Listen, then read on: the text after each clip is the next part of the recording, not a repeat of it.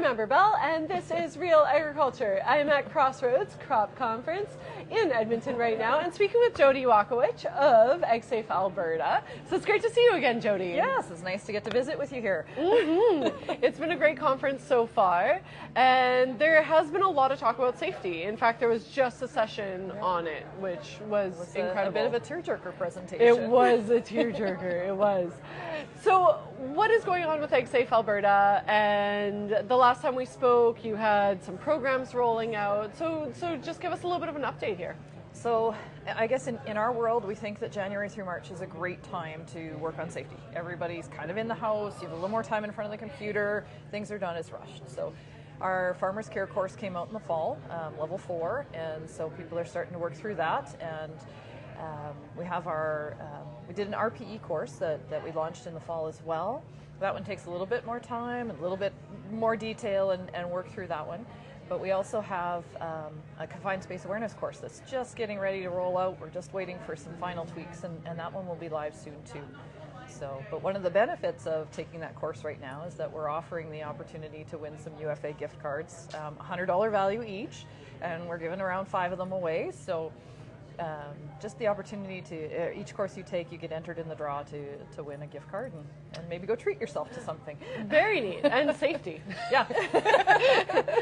So confined space awareness, go into that a little bit. What does that cover? So we recognize that there are certain farming operations that confined spaces are a really big deal and they need training and H2S and that sort of thing. That's not what this course is. What we wanted to do is say, can you identify some of the other potential confined spaces on your farm or restricted spaces? Because sometimes those are a little bit, you can get in and out of them, but they're not ideal and that sort of thing. So, grain bins are one of the ones that come to mind right away, but, some farms might have a root cellar or, some sea cans even can cause some challenges of in and out and so things like that. So just kind of taking that course and saying, oh yeah, these are the spaces on our farm.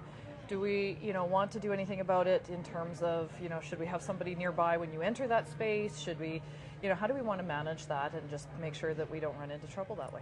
Right, and I'm sure even having a safety plan for if somebody does get stuck. Yeah, right. And definitely, like I said, if you're in one of the operations in our province who has, more risk around that, like H2S or hog operations or poultry, having that training and the entry protocols, the who's standing outside protocols, who's managing that situation, and certainly if you've got one of those, recognizing that you need to take additional training. Right.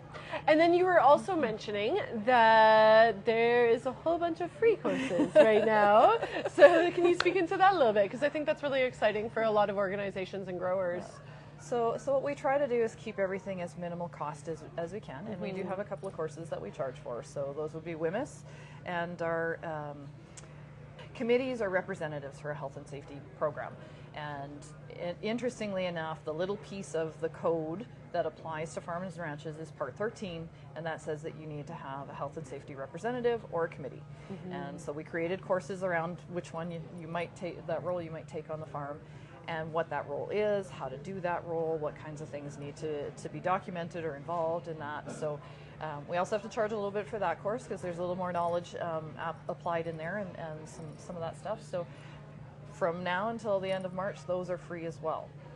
And also included in the count for the draw. So the more courses you take, the better chance you have. So you're getting ready to be busy then. We hope so. And what has been some of the feedback on the courses? And I think that's something we sort of broached on the last time we spoke. But yeah, what have you been hearing from farmers on feedback? On our Farmers Care program, that it was much easier and shorter than they expected, and that was really the goal in trying to make safety very simple, very easy to get started. With our WHMIS course, we added a pesticide module and a veterinary pharmaceutical module. So having a little bit more beyond the WHMIS documentation, that we have some of these other things on farm that we also need to be aware of and how we manage them. So they're very appreciative of that, especially if you're training staff and have some of that to add to it. Right?